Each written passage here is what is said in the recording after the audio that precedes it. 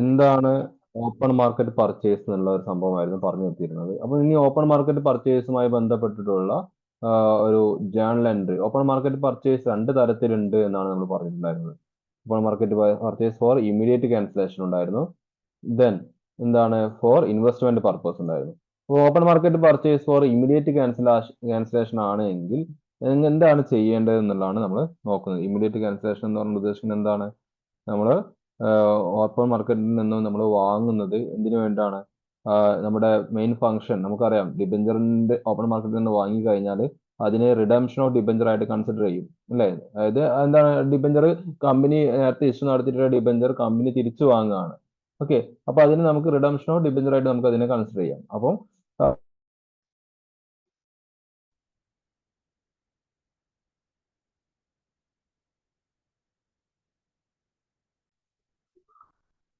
Open market purchase for immediate cancellation എന്നതുകൊണ്ട് ഉദ്ദേശിക്കുന്നത് ഒരു കമ്പനി ഓപ്പൺ മാർക്കറ്റിൽ നിന്നും അവരുടെ ഡിബഞ്ചർ എന്ത് ചെയ്യാണ്? വാങ്ങുകയാണ്. കമ്പനിയുടെ തന്നെ ഡിബഞ്ചർ ഓപ്പൺ മാർക്കറ്റിൽ നിന്നും വാങ്ങുകയാണ്. അപ്പൊ ഡിബഞ്ചർ ഓപ്പൺ മാർക്കറ്റിൽ നിന്നും വാങ്ങുന്നത് നമുക്കറിയാം അതെന്തായിട്ട് റിഡംഷൻ ആയിട്ട് കൺസിഡർ ചെയ്യുമെന്ന് നമുക്കറിയാം. കാരണം എന്താണ്? നമുക്ക് ഡിബഞ്ചർ ഹോൾഡറോടുള്ള ആ കമ്പനിയുടെ ബാധ്യത അതോടുകൂടി തീരുകയാണ്. ഓക്കെ, ഓപ്പൺ മാർക്കറ്റിൽ നിന്ന് കമ്പനിയുടെ ഡിബഞ്ചർ വാങ്ങി കഴിഞ്ഞാൽ കമ്പനിയുടെ കയ്യിലേക്ക് ആ ഡിബഞ്ചർ എത്തിക്കഴിഞ്ഞു. അതോടുകൂടി ഡിബഞ്ചർ ഹോൾഡറോടുള്ള കമ്പനിയുടെ ബാധ്യത തീർന്നു. ഓക്കെ, അപ്പം അതുകൊണ്ട് തന്നെ ഈ ഓപ്പൺ മാർക്കറ്റ് പർച്ചേസ് നമുക്ക് ഒരു തരത്തിലുള്ള ഒരു റിഡംഷൻ മെത്തേഡ് ആയിട്ട് നമുക്ക് അതിനെ പരിഗണിക്കാം. ക്ലിയർ? അപ്പൊ രണ്ട് രീതിയിലാണ്, രണ്ട് ആവശ്യങ്ങൾ അല്ലെങ്കിൽ രണ്ട് പർപ്പസിലാണ് ഓപ്പൺ മാർക്കറ്റ് പർച്ചേസ് നടത്താറുള്ളത്. ഫോർ ഇമീഡിയറ്റ് ക്യാൻസലേഷൻ അല്ലെങ്കിൽ ഇൻവെസ്റ്റ്മെന്റ് പർപ്പസ്. ഓക്കെ, അപ്പൊ ഇമീഡിയറ്റ് ക്യാൻസലേഷൻ ആവുന്ന സാഹചര്യത്തിൽ എന്താ ചെയ്യുക? എന്ത് ജനറൽ എൻട്രീസ് ആണ് വരേണ്ടത് എന്നുള്ളതാണ് നമ്മൾ നോക്കുന്നത്. അപ്പൊ എന്താണ് ആദ്യം open market purchase for immediate cancellation നോക്കാം. നോക്കൂ, a company may purchase its debenture for the purpose of immediate cancellation. This result in reduction of debenture liability to the extent of par value of debenture cancelled. അതായത് ഒരു company open മാർക്കറ്റിൽ നിന്നും എന്താണ് debenture purchase ചെയ്യുന്നത് എന്തിനു വേണ്ടി? Immediate cancellation. അതിന് ആ ഡിബഞ്ചറുമായുള്ള ആ കമ്പനിയുടെ ബാധ്യത എന്താണ്? ഡിസ്ചാർജ് ചെയ്യാൻ വേണ്ടി, ആ ബാധ്യത അതോടുകൂടി അവസാനിപ്പിക്കുവാൻ വേണ്ടി കമ്പനി എന്ത് ചെയ്യുന്നു? ഓപ്പൺ മാർക്കറ്റിൽ നിന്നും അവരുടെ തന്നെ ഡിബഞ്ചർ വാങ്ങുകയാണ് ചെയ്യുന്നത്. അതാണ് എന്ത് purchase of on debenture for immediate cancellation എന്നതുകൊണ്ട് ഉദ്ദേശിക്കുന്നത്. Okay, where the debentures are cancelled immediately, generally there may be a profit to the company. ഒരു കമ്പനി ആ ഡിബഞ്ചറിനെ എന്താണ് ഉടനെ ക്യാൻസൽ ചെയ്യുകയാണെങ്കിൽ അതിനർത്ഥം ആ കമ്പനിക്ക് ആ ക്യാൻസലേഷൻ കൊണ്ട് ഒരു പ്രോഫിറ്റ് ഉണ്ടാകുന്നുണ്ട് എന്നുള്ളതാണ്. ഓക്കെ, സാധാരണ അതാണ് അതിന്റെ ഒരു meaning. Okay, this is because debenture are purchased from open market at lower price than the face value of debenture. എന്തുകൊണ്ടാണ് അങ്ങനെ സംഭവിക്കുന്നത്? ഒരു പ്രോഫിറ്റ് ഉണ്ടാവുന്നത് എന്തുകൊണ്ടാണ്? കാരണം ആ ഡിബഞ്ചറിന്റെ ഫേസ് വാല്യൂ ഒരു 100 രൂപയാണെന്ന് വിചാരിക്കുക. ഓപ്പൺ മാർക്കറ്റിൽ ആ ഡിബഞ്ചർ നമുക്ക് അവൈലബിൾ ആവാനുള്ള കാരണം എന്താണ്? ഇപ്പോൾ ആ ഡിബഞ്ചർ കൈവശം വെക്കുന്ന ഡിബഞ്ചർ ഹോൾഡർക്ക് അത് എന്തെങ്കിലും ക്യാഷിന്റെ അത്യാവശ്യം ഉണ്ടാവുന്നത് കൊണ്ടാണ് ഓപ്പൺ മാർക്കറ്റിൽ ആ ഡിബഞ്ചർ ഇപ്പോൾ അവൈലബിൾ ആവുന്നത്.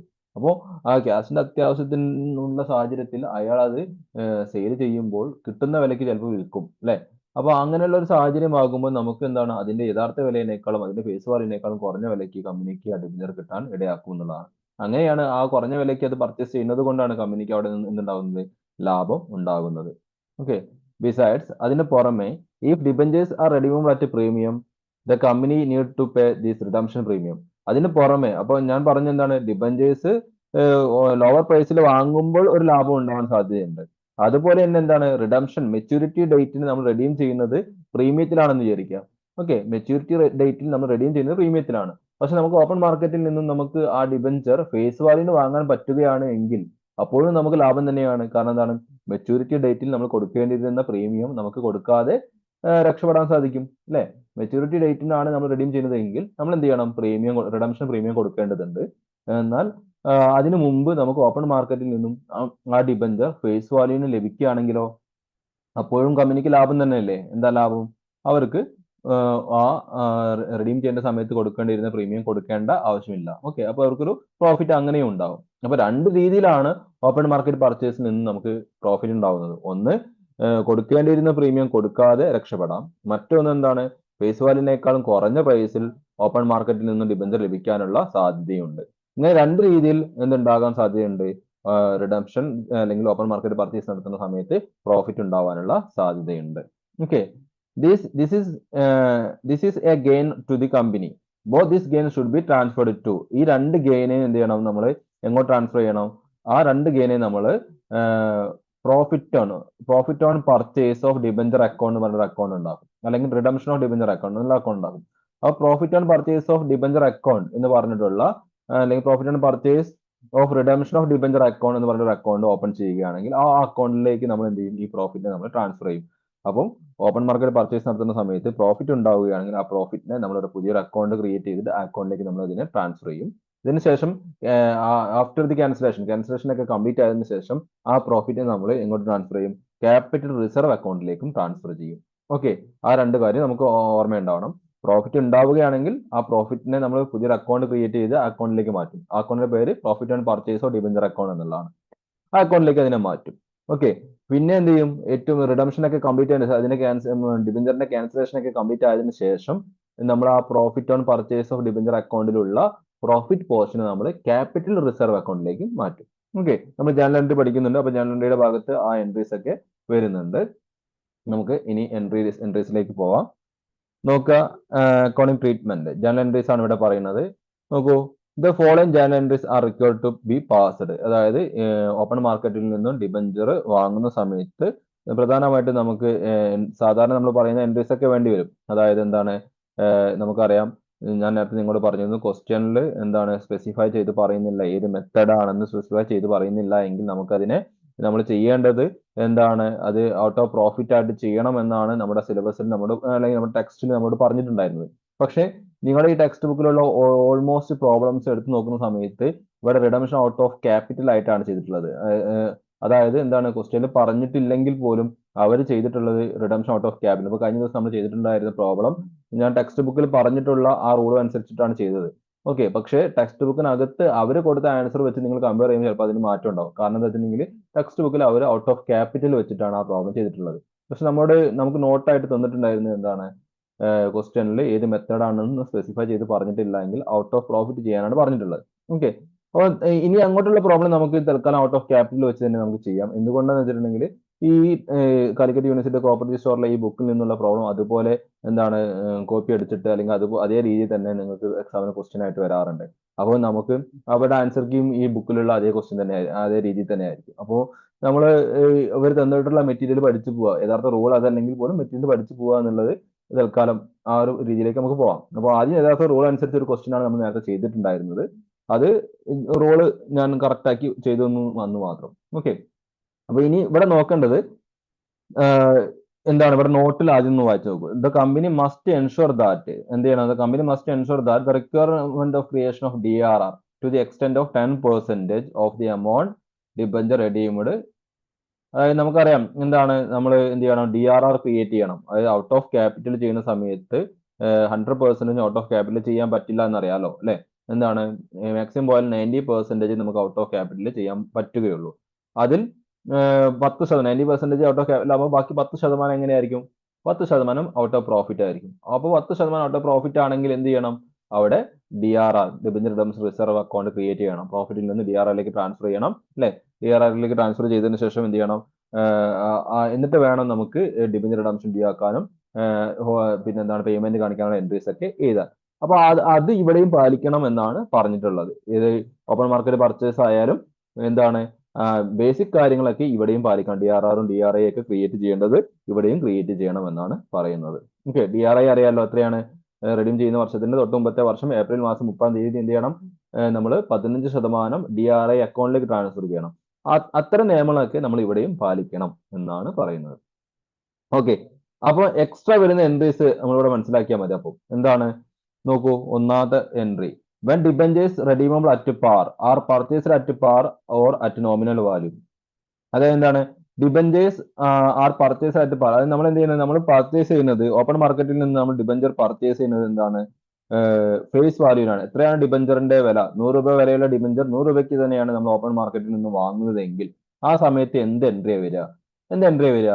നമ്മൾ വാങ്ങുന്നത് എന്താണ്? ഡിബഞ്ചർ ആണ് അല്ലെ? വാട്ട് കംസ് ഇൻ ഡിബഞ്ചർ, എന്താ വരുന്നത്? ഡിബഞ്ചർ ആണ്. അപ്പൊ നമ്മൾ debenture account debtor. What comes in എന്താണ്? ഡിബഞ്ചർ ആണ്. ഡിബഞ്ചറിന്റെ നേരെ എപ്പോഴും ഫേസ് വാല്യൂ എഴുതാൻ പാടുള്ളൂ എന്ന് നമുക്കറിയാം. അപ്പൊ ചിലപ്പോൾ ഡിബഞ്ചറിന്റെ വാങ്ങുന്നത് പാറിനാവാം, എന്താ പറയുക, പ്രീമിയത്തിനാകാം, ചിലപ്പോൾ ഡിസ്കൗണ്ടിനാവാം. ഏത് വിലയ്ക്ക് വാങ്ങിയാലും എന്താണ് ഡിബഞ്ചർ എന്ന് പറഞ്ഞ ആ ഒരു അക്കൗണ്ടിന് നേരെ എഴുതേണ്ടത് അതിന്റെ ഫേസ് വാല്യൂ ആണ്. ഓക്കെ, അതും ഓർമ്മയിൽ ഉണ്ടാവണം. ഞാൻ നേരത്തെ പറഞ്ഞിട്ടുണ്ടായിരുന്നു അതൊക്കെ. അപ്പം ഇവിടെ എൻട്രി വരുന്ന സമയത്ത് debenture account debtor to bank എന്നതിന്റെ മീനിങ് എന്താണ്? ബിസിനസ്സിലേക്ക് ഡിബഞ്ചർ വന്നു, നമ്മുടെ കയ്യിൽ നിന്നും ക്യാഷ് പോയി അല്ലെ. വാട്ട് ഗോസ് ഔട്ട്, ക്യാഷ് ആണ് പോകുന്നത് അല്ലെ. What goes out credit, what comes in debit. എന്താ വന്നത്? ഡിബഞ്ചർ വന്നു, ആ ഡിബഞ്ചർ വാങ്ങുന്നതിന്റെ ഭാഗമായിട്ട് നമ്മുടെ കയ്യിൽ നിന്ന് ക്യാഷ് പോയി. ഓക്കെ, അപ്പം പർച്ചേസ് നടത്തുന്ന സമയത്ത് എപ്പോഴും എൻട്രി അങ്ങനെ ഈ ഒരു രീതിയിലാണ് ഉണ്ടാവുക, ഏത് പർച്ചേസ് ആയാലും. ഓക്കെ, അത് നിങ്ങൾക്ക് കോമൺ ആയിട്ട് അറിയാമെന്ന് വിചാരിക്കുന്നു. അപ്പൊ debenture account debtor to bank എന്നുള്ള എൻട്രി അവിടെ വരും. ഓക്കെ, ഇനി ഈ ഓപ്പൺ മാർക്കറ്റ് പർച്ചേസ് നടത്തുന്നത് എന്താണ്? പ്രീമിയത്തിലാണെന്ന് വിചാരിച്ചോളൂ. പ്രീമിയത്തിൽ എന്ന് പറഞ്ഞാൽ എന്താണ്? നമ്മൾ അല്ലെങ്കിൽ എന്താണ് ഈ ഓപ്പൺ മാർക്കറ്റ് പർച്ചേസ് നടത്തുന്നത് പാറിൽ തന്നെയാണ്. പക്ഷെ എന്താണ്, അത് പ്രീമിയത്തിൽ റെഡീം ചെയ്യേണ്ടിയിരുന്ന ഡിബഞ്ചർ ആണ്. ഓക്കെ, പ്രീമിയത്തിൽ റെഡീം ചെയ്യേണ്ടിയിരുന്ന ഡിബഞ്ചർ നമ്മൾ എന്താണ് ഓപ്പൺ മാർക്കറ്റ് പർച്ചേസ് നടത്തുന്നു. എങ്ങനെയാ? പാർ വാല്യൂന് അല്ലെങ്കിൽ ഫേസ് വാല്യൂന്. അങ്ങനെ വരുന്ന സാഹചര്യത്തിൽ എന്താ എൻട്രി വരിക? അപ്പ് വരുന്ന സമയത്ത് വരുന്ന എൻട്രി എന്ന് പറഞ്ഞെങ്കിൽ ഒന്ന് debenture account debtor. Okay, debenture account debtor എന്ന് പറഞ്ഞാൽ എന്താണ്? നമ്മൾക്ക് കിട്ടുന്നത് ഡിബഞ്ചർ ആണ്. ഇനി എന്ത് ചെയ്യണം? നമ്മൾ റെഡീം ചെയ്യുന്ന സമയത്ത് എന്താണ് കൊടുക്കേണ്ടി വരുന്ന ഒരു പ്രീമിയം ഉണ്ട്. അപ്പൊ ആ പ്രീമിയം കൊടുക്കേണ്ടിയിരുന്ന ആ ഡിബഞ്ചറിന്റെ പേരിൽ നമ്മൾ ഇത്ര പ്രീമിയം കൊടുക്കേണ്ടതുണ്ട്. അതുകൊണ്ട് അതിന് എന്ത് ചെയ്യണം? അതിനെയും ഡെബിറ്റ് ചെയ്യണം. ആ premium on redemption debenture account എന്ന് പറഞ്ഞിട്ട് എഴുതുക. ഓക്കെ, കാരണം എന്താണ്? നമ്മൾ ഈ പ്രീമിയം കൊടുക്കുവാൻ വേണ്ടിയിട്ട് നമ്മൾ ഓൾറെഡി ഡിബഞ്ചർ ഇഷ്യൂ നടത്തുന്ന സമയത്ത് ഈ എന്താണ് റിഡംഷൻ പ്രീമിയം കൊടുക്കാൻ വേണ്ടി നമ്മൾ ഒരു എൻട്രി, ക്രെഡിറ്റ് എൻട്രി എഴുതിയിട്ട് നമ്മൾ ആ ഒരു ക്രിയേറ്റ് ചെയ്ത് വെച്ചിട്ടുണ്ടോ? Premium on redemption of debenture എന്ന് പറഞ്ഞിട്ട് നിങ്ങൾ ഫസ്റ്റ് പ്രോബ്ലം ചെയ്ത സമയത്ത് ആ ഒരു എൻട്രി കണ്ടിട്ടുണ്ടോ? Premium on redemption of debenture account എന്ന് പറഞ്ഞിട്ട് നമ്മൾ ഇഷ്യൂ ചെയ്യുന്ന സമയത്ത് ക്രെഡിറ്റ് ചെയ്ത് വെച്ചിട്ടുണ്ടാവും. ഓക്കെ, അപ്പൊ ഇപ്പോൾ നമ്മൾ ഇവിടെ ഈ ഓപ്പൺ മാർക്കറ്റ് പർച്ചേസ് നടത്തുന്നതിലൂടെ ഈ ഡിബഞ്ചർ ഇനി ഇല്ലാതാവുകയാണ്, ക്യാൻസൽ ആയി പോവുകയാണ്. അപ്പം ആ ഡിബഞ്ചറിനുള്ള പ്രീമിയത്തിന് എന്ത് ചെയ്യണം? നമ്മൾ ക്യാൻസൽ ആക്കണം. അതുകൊണ്ട് നേരത്തെ ക്രെഡിറ്റ് ചെയ്ത് വെച്ചിട്ടുള്ള ആ പ്രീമിയത്തിന് നമ്മൾ എന്ത് ചെയ്യുന്നു? ക്യാൻസൽ ചെയ്യാൻ വേണ്ടി ഇപ്പോൾ ഡെബിറ്റ് ചെയ്യുന്നു.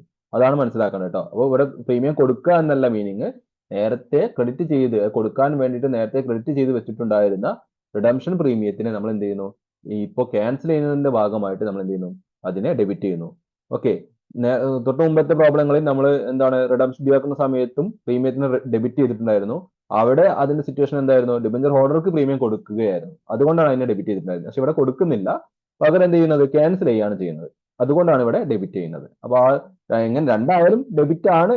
ഓക്കെ, സിറ്റുവേഷൻ മനസ്സിലാക്കിയാൽ മതി. ഓക്കെ, അപ്പൊ debenture account debtor premium on redemption of debenture account അവിടെ ബ്രാക്കറ്റിൽ എഴുതിയിട്ടുണ്ട് with premium on redemption to cancel it. അത് ക്യാൻസൽ ചെയ്യുന്ന ഡിബഞ്ചറുമായി ബന്ധപ്പെട്ടുള്ള എന്താണ് പ്രീമിയം, ആ പ്രീമിയം ആണ് അവിടെ എമൗണ്ട് ആയിട്ട് എഴുതേണ്ടത്. ടു ബാങ്ക് അക്കൗണ്ട്, ആ ബാങ്ക് അക്കൗണ്ടിൽ എഴുതുന്ന സമയത്ത് എന്ത് ചെയ്യണം? നമ്മൾ എത്ര എമൗണ്ട് ആണ് വിത്ത് നോമിനൽ വാല്യൂ എഴുതിയത്, അല്ലെങ്കിൽ എന്ത് എമൗണ്ട് ആണ് നമ്മൾ കൊടുക്കുന്നത് ഡിബഞ്ചർ ഹോൾഡർക്ക്, അല്ലെങ്കിൽ എന്താണ് ഇപ്പോൾ നിലവിൽ നമ്മൾ ഓപ്പൺ മാർക്കറ്റ് പർച്ചേസ് ചെയ്യുന്ന സമയത്ത് എന്ത് എമൗണ്ട് ആണോ കൊടുക്കുന്നത് ആ എമൗണ്ട്.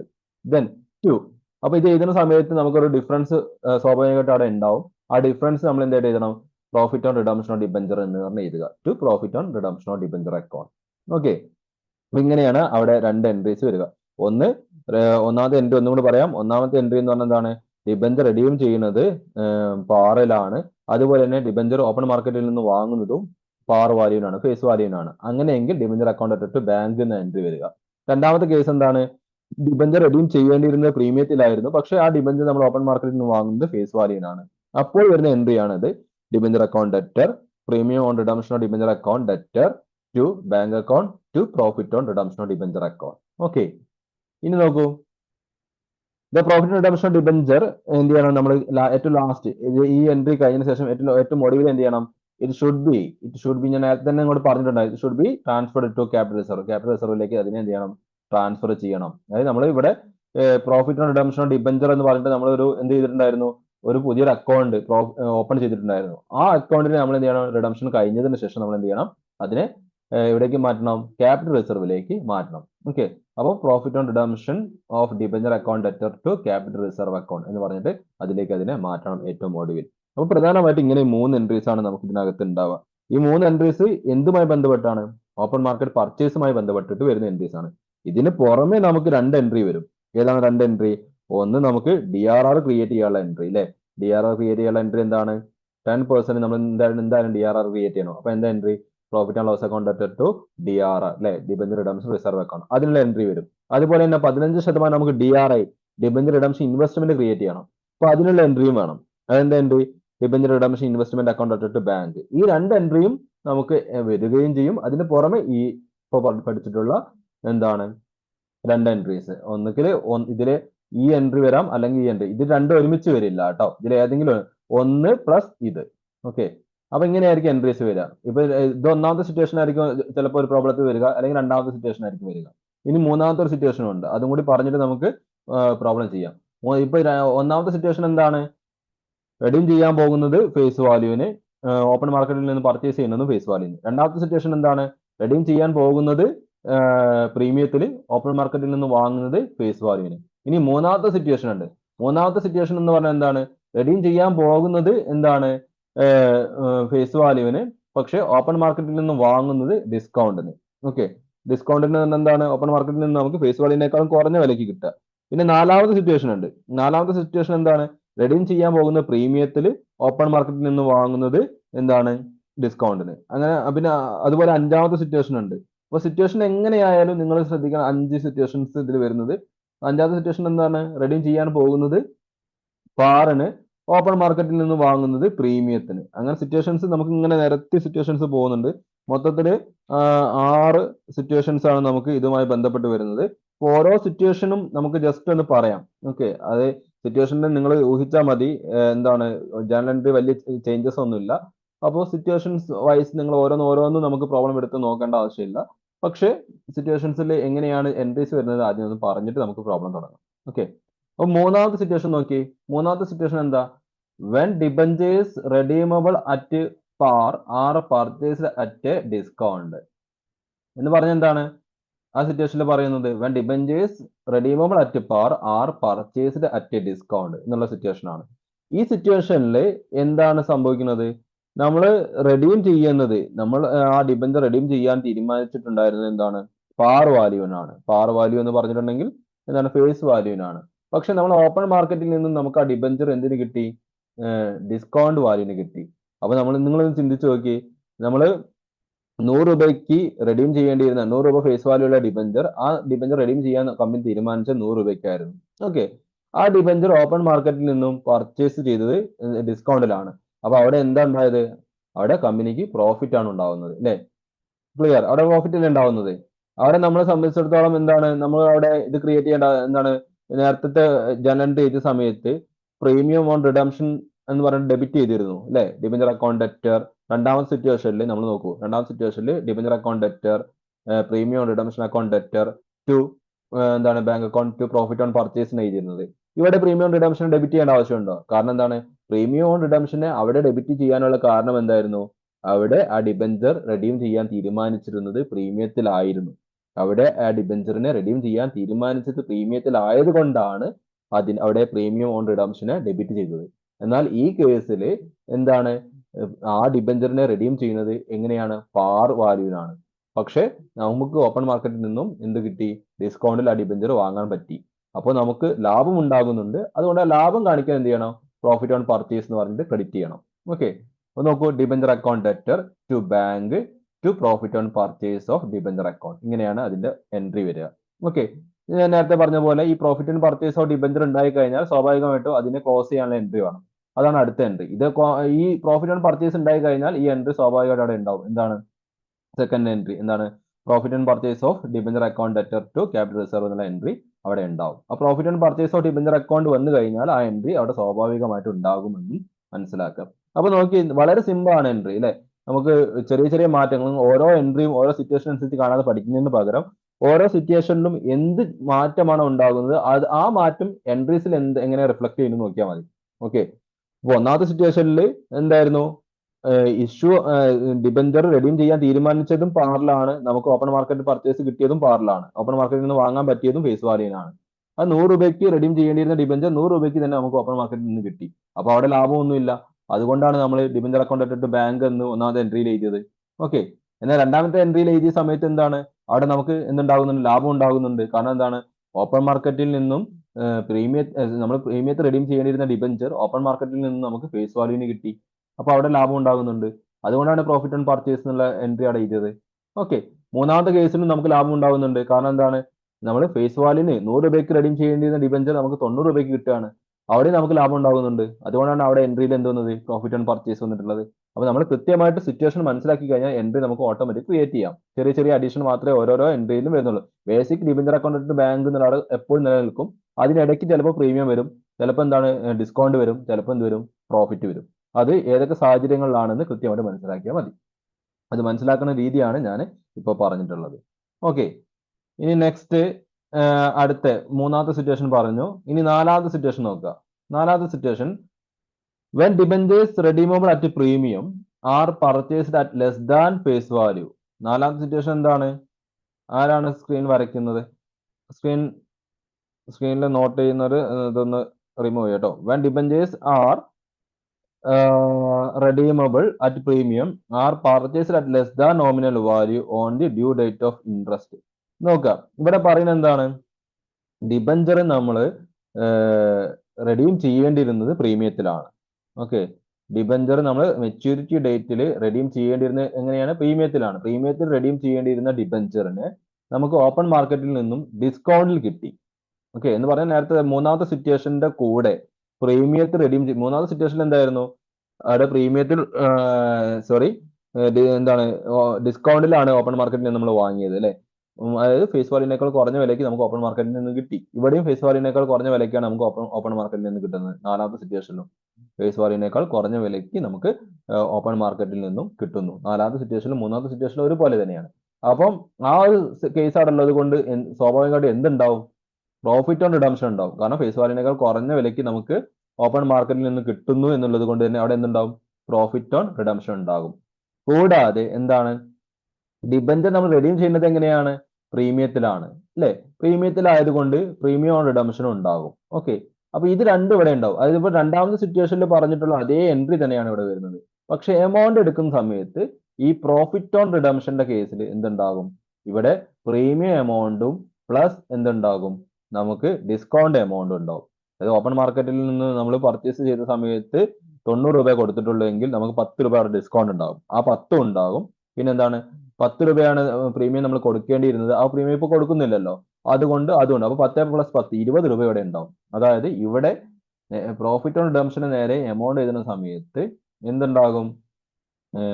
പ്രീമിയത്തിന്റെ എമൗണ്ട് ഉണ്ടാകും, അതിനോട് കൂടി എന്തുണ്ടാവും?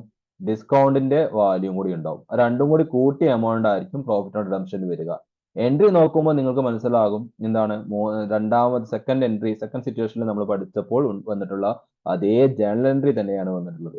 പക്ഷെ എമൗണ്ട് എടുക്കുന്ന സമയത്ത് മാറ്റമുണ്ട്. ആ മാറ്റമാണ് ഞാനിപ്പോൾ പറഞ്ഞത്. അത് മനസ്സിലായിട്ടുണ്ടാവും എന്ന് വിചാരിക്കുന്നു. ആ മാറ്റം എന്താണ്? നമ്മൾ നാലാമത്തെ സിറ്റുവേഷനിലേക്ക് എത്തിയപ്പോൾ ഉണ്ടായ മാറ്റം എന്ന് പറഞ്ഞിട്ടുണ്ടെങ്കിൽ ഇവിടെ പ്രീമിയത്തിലാണ് റെഡീം ചെയ്യേണ്ടിയിരുന്നത്. പക്ഷേ നമുക്ക് ഓപ്പൺ മാർക്കറ്റിൽ നിന്നും ഡിസ്കൗണ്ടിൽ ആ ഡിബഞ്ചർ വാങ്ങാൻ പറ്റി. ക്ലിയർ? അപ്പൊ അതുകൊണ്ട് തന്നെ ഡിസ്കൗണ്ടിൽ വാങ്ങിയതിന്റെ ഭാഗമായിട്ട് നമുക്കൊരു പ്രോഫിറ്റ് ഉണ്ടാകുന്നുണ്ട്. പ്രീമിയത്തിൽ റെഡീം ചെയ്യേണ്ട ഡിബഞ്ചർ പ്രീമിയം കൊടുക്കുന്നില്ലല്ലോ, കാരണം എന്താണ്, ഡിസ്കൗണ്ടിലല്ല വാങ്ങിയത്. അപ്പൊ ആ പ്രീമിയം കൊടുക്കാത്തത് കൊണ്ടും നമുക്ക് പ്രോഫിറ്റ് ഉണ്ടാകുന്നുണ്ട്. അപ്പൊ രണ്ട് പ്രോഫിറ്റ് ഇവിടെ ഉണ്ടാകുന്നുണ്ട്. പ്രീമിയം കൊടുക്കേണ്ടത് കൊടുക്കുന്നില്ല, പിന്നെന്താണ്, ഓപ്പൺ മാർക്കറ്റിൽ നിന്ന് നമുക്ക് ഡിസ്കൗണ്ടിൽ കിട്ടുകയും ചെയ്യുന്നു.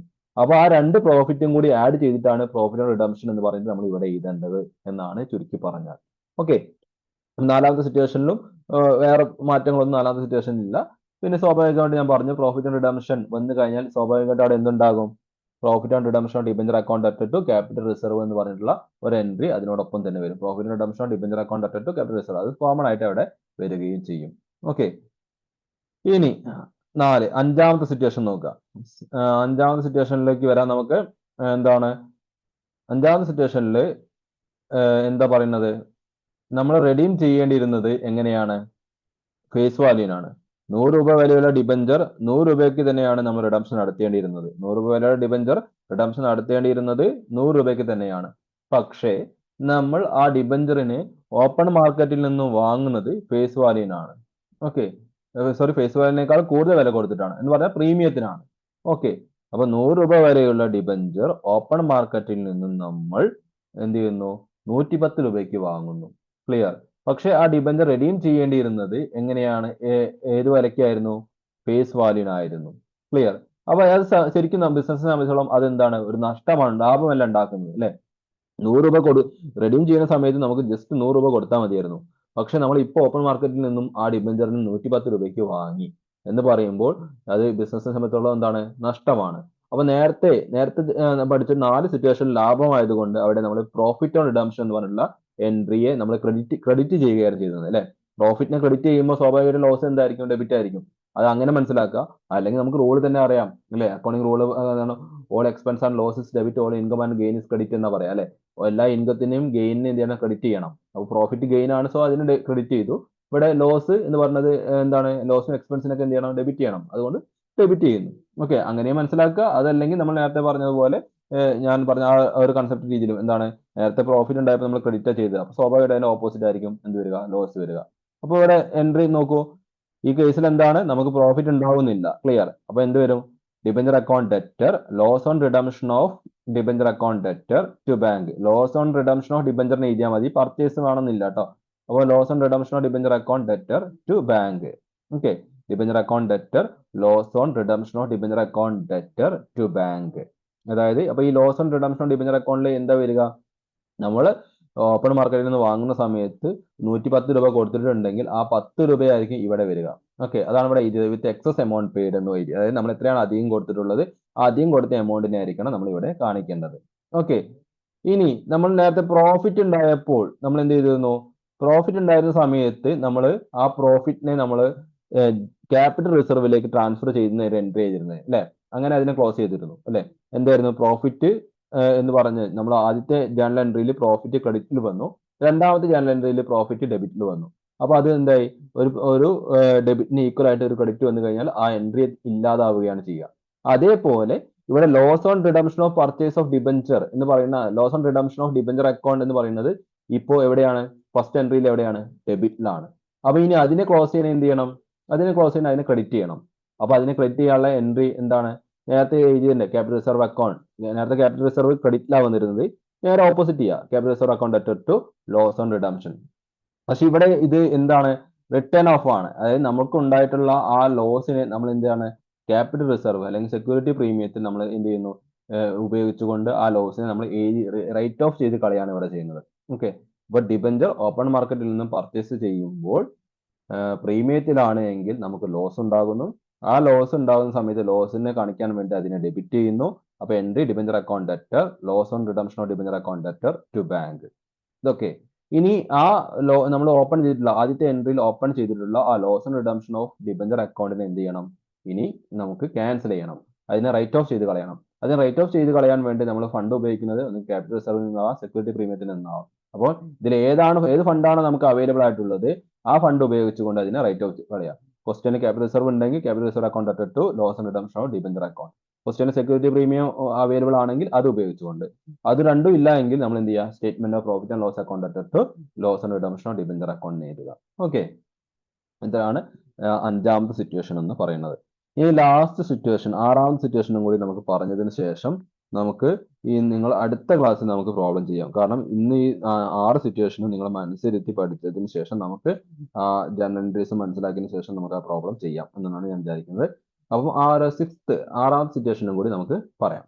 ഓക്കെ, ആറാമത്തെ സിറ്റുവേഷൻ നോക്കി. അപ്പോൾ അതുപോലെ തന്നെ മോർണിംഗിൽ നിങ്ങൾക്ക് തന്നിരുന്ന റെക്കോർഡ് സെക്ഷനും നിങ്ങൾ കാണേണ്ടതുണ്ട്.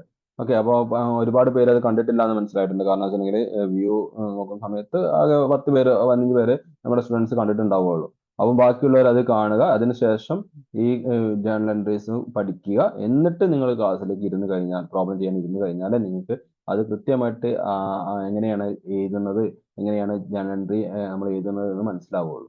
ഓക്കെ, അത് ഞാൻ ഓർമ്മിപ്പിക്കുകയാണ്. അന്നാമത്തെ ക്ലാസ് അന്നാമത് തന്നെ നിങ്ങൾ ക്ലിയർ ചെയ്ത് പോയി കഴിഞ്ഞാൽ നിങ്ങൾക്ക് ഇത് ഒരു ബർഡൻ ആവാതെ പോവുകയുള്ളൂ. അല്ലെങ്കിൽ കോർപ്പറേറ്റ് അക്കൗണ്ടിങ് ടഫ് സബ്ജക്റ്റ് ആയിട്ട് മാറും. ഞാൻ വീണ്ടും ഓർമ്മിപ്പിക്കുകയാണ്. ഓക്കെ, അപ്പോൾ അന്നാമത്തെ പ്രോബ്ലംസ് അന്നാമത് ചെയ്തു പോവുക. പിന്നെ ഇടയ്ക്ക് വീണ്ടും അതൊന്ന് എടുത്ത് മറക്കാൻ ഒരു സമയമാകും. നമുക്കറിയാം നമ്മുടെ കപ്പാസിറ്റി എത്രത്തോളം ഉണ്ടെന്നുള്ളത്. അപ്പോൾ നമ്മൾ ഒരാഴ്ച കഴിഞ്ഞാൽ നമ്മൾ മറന്നു പോകും തോന്നുകയാണെങ്കിൽ വീണ്ടും അതൊന്ന് എടുത്ത് ചെയ്യുക. ഒരു മാസം കഴിഞ്ഞിട്ട് മറന്നു പോകുകയുള്ളെങ്കിൽ വീണ്ടും എടുത്ത് ആ ഒരു മാസം കഴിയുമ്പോഴേക്കും നമ്മൾ എന്ത് കൊണ്ടിരിക്കുക. അപ്പോൾ റിപ്പീറ്റേഷൻ ആണ്. റിസീവ് ചെയ്യുക, റിപ്പീറ്റ് ചെയ്യുക, റിപ്പീറ്റ് ചെയ്ത് എക്സാം വരെ റിപ്പീറ്റ് ചെയ്തുകൊണ്ടിരിക്കുക. റിസീവ് ചെയ്യണം, റിപ്പീറ്റ് ചെയ്യണം. അപ്പോൾ മാത്രമേ നമുക്കിത് എന്താവുള്ളൂ, അത് നമുക്ക് എക്സാമിന്റെ സമയത്ത് റീപ്രൊഡ്യൂസ് ചെയ്യാൻ പറ്റുള്ളൂ. ഓക്കെ, അപ്പോൾ ആറാമത്തെ സിറ്റുവേഷൻ നോക്കൂ. വെൻ ഡിബഞ്ചേഴ്സ് റെഡീമോൾ അറ്റ് പ്രീമിയം, അതായത് നമ്മൾ റെഡീം ചെയ്യേണ്ടിയിരുന്നത് പ്രീമിയത്തിലായിരുന്നു, പക്ഷെ നമ്മൾ ഓപ്പൺ മാർക്കറ്റിൽ നിന്നും വാങ്ങുന്നതും എന്താണ്, പ്രീമിയത്തിലാണ്. റെഡീം ചെയ്യേണ്ടിയിരുന്നതും പ്രീമിയത്തിലാണ്, ഓപ്പൺ മാർക്കറ്റിൽ നിന്ന് വാങ്ങുന്നതും പ്രീമിയത്തിലാണ്. ഓക്കെ. അപ്പോൾ ഒരു പക്ഷേ അവിടെ ചിലപ്പോൾ ലാഭം ഉണ്ടാകാം, ചിലപ്പോൾ നഷ്ടം ഉണ്ടാകാം. അപ്പോൾ ഏതാണ് സിറ്റുവേഷൻ നമുക്ക് ഉറപ്പില്ല.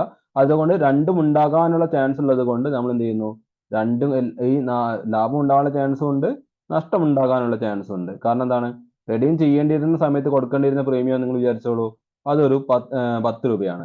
ഓക്കെ. ഓപ്പൺ മാർക്കറ്റിൽ നിന്ന് നമ്മൾ ഒരു 5 രൂപ അധികം കൊടുത്ത് വാങ്ങി. അപ്പോൾ നമുക്ക് എന്താണ്, റെഡീം ചെയ്യേണ്ടിയിരുന്ന സമയത്ത് കൊടുക്കേണ്ടിയിരുന്ന 10 രൂപയിൽ 5 രൂപ നമുക്ക് ലാഭം കിട്ടിയല്ലോ. അപ്പോൾ ലാഭവും നഷ്ടവും ഉണ്ടാകാനുള്ള ചാൻസ് ഉണ്ട്. അതുകൊണ്ട് നമ്മൾ രണ്ടും ഉണ്ടായിട്ടുണ്ട് എന്നുള്ളത് കൊണ്ട് തന്നെ രണ്ടിനുള്ള എൻട്രി ഇവിടെ വരണം. ഓക്കെ. നോക്കുക, എന്താ entry, debenture account debtor, face value അതിനെ നേരെ എഴുതുക. Then premium redemption debenture account, അതായത് റെഡീം ചെയ്യേണ്ട സമയത്ത് കൊടുക്കേണ്ടിയിരുന്ന പ്രീമിയത്തിന് നമ്മൾ എന്ത് ചെയ്യുന്നു, ഇവിടെ ക്യാൻസൽ ചെയ്യുന്നു. അതുകൊണ്ട് ആ പ്രീമിയത്തിനെ ഡെബിറ്റ് ചെയ്യുക.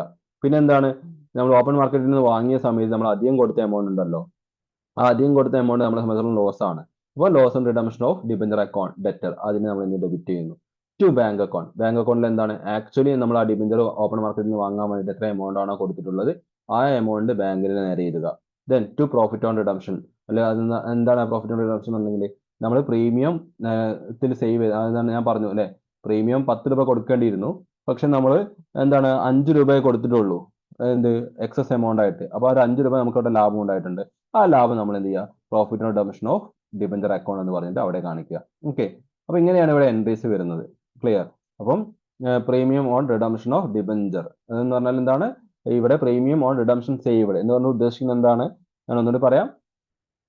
നമ്മൾ ഇവിടെ എന്ത് ചെയ്യുന്നു, റെഡീം ചെയ്യേണ്ട സമയത്ത് കൊടുക്കേണ്ടിയിരുന്ന പ്രീമിയത്തിലായിരുന്നു റെഡീം ചെയ്യേണ്ടിയിരുന്നത്, പക്ഷെ നമ്മൾ ഓപ്പൺ മാർക്കറ്റിൽ നിന്നും നമ്മൾ വാങ്ങുന്നതും നമ്മൾ എന്താണ്, ഫേസ് വാല്യൂനേക്കാൾ കൂടുതൽ പ്രീമിയത്തിൽ തന്നെയാണ് നമ്മൾ വാങ്ങുന്നത്.